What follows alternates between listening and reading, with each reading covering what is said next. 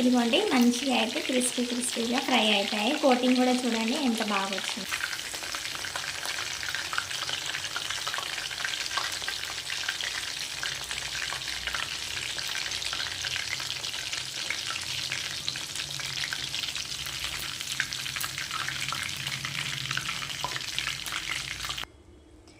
ఇదిగోండి వేడిగా అయితే క్రిస్పీగా చికెన్ పకోడా అయితే రెడీ అయిపోయింది. వీడియోస్ నచ్చితే లైక్ చేసి సబ్స్క్రైబ్ చేసుకోండి. Thank you so much.